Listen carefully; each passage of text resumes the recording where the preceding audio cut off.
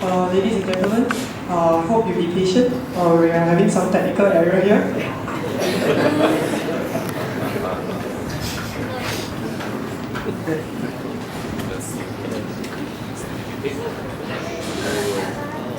Right, a very warm welcome to everybody present here. We, the Young Adults of Whitefield Assembly, would like to present a short skit. This skit is dedicated to our life heroes, the men that have dedicated their lives to protect, love, guide, and discipline us in the ways of the Lord. So we hope you will all just sit back, relax, and enjoy the show. God bless.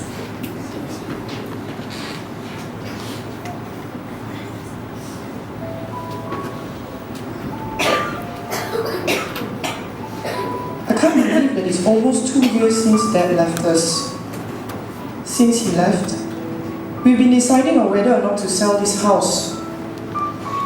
It was definitely impossible to let Mom stay all alone, since we'll be migrating to Australia very soon. There were so many memories of us here, especially with Dad.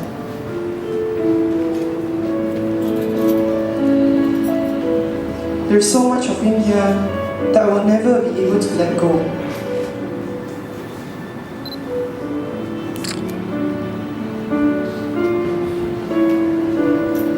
It's still here, after so long. Dad's chair too. This was his favorite chair. The one he would pull up beside my bed every night and read me a Bible story from this book. I used to love the way he would describe those characters and those stories. I will never forget the way he described Samson, or even David as that brave shepherd boy. Bedtime stories were always fun, and I always looked forward to it. Dad always ended our bedtime sessions by praying for me, and never failed to give me that signature goodnight kiss. They made me feel like his only special girl.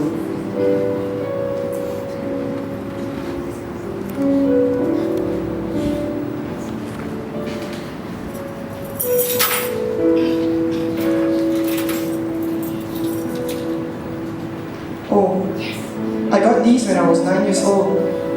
I was so excited to learn how to ride a bicycle. But so as usual, I dragged Dad to help me. He was ever so patient. I kept trying and trying and trying till I just wanted to give up. But Dad never gave up on me. He made sure I was able to ride on my own. Eventually I did, of course, only after getting these. I could still remember the look on his face when I fell off. Mom was definitely so much calmer than he was.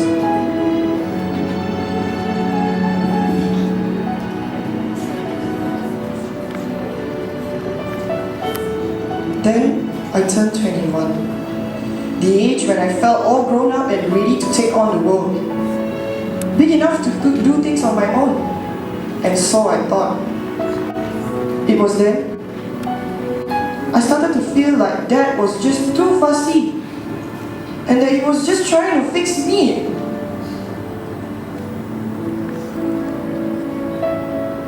I felt so controlled. Couldn't do this, couldn't do that. As much as I would like to forget the day I broke his heart with all those mean things I said, I was so selfish and immature.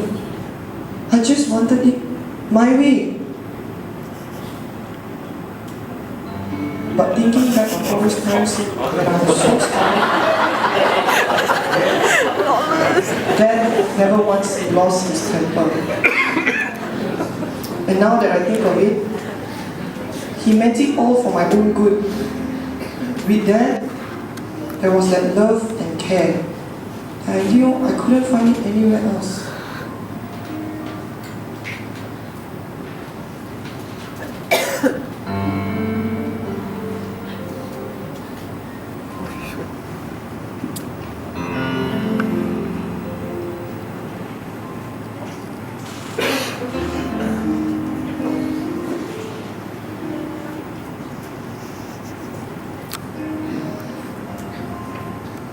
I remember when Danny asked Dad's permission to marry me.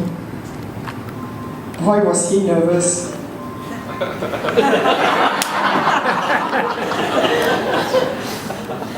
I did remind Dad to be nice, but then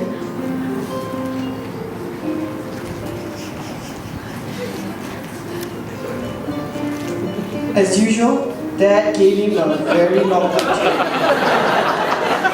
I was so worried that Dad would scare him off, but Danny assured me that Dad's advice and encouragement about marriage has constantly reminded him of his role as a husband and the head of the family. Danny recalls Dad telling him that God should be the center of the home, and building a family altar was essential to a happy and united family. Well, Dad used to tell me too that being a wife does not mean always having things my way. Being a wife also does not leave me to only handle the household chores, but to also love, support, respect Danny as my husband. He also reminded us not to forget to pray and also sort out any misunderstandings before the day ends. It was those words that helped me be the wife and mother I am today.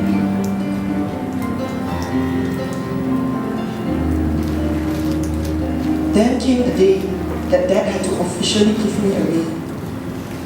As Dad walked me down the aisle, he gripped my hand firmly as if he didn't want to let me go. I could only whisper words of assurance to him, telling him that I'm going to be alright, and I was always going to be his precious little girl, no matter what happens. I guess handing me over to Danny at the altar was the biggest challenge for him, and although he didn't say it, I could see it in his eyes. He just submitted to the fact that his little girl has finally spread her wings to fly, and it was time to let God totally take over.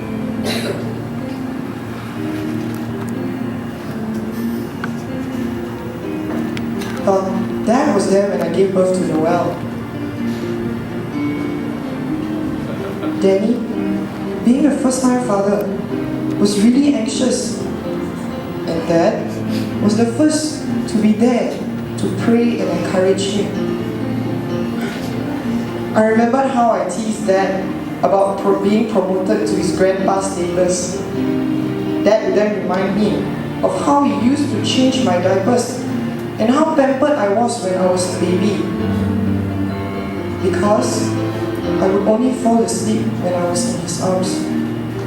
Those were such happy times indeed, and if only it was much longer.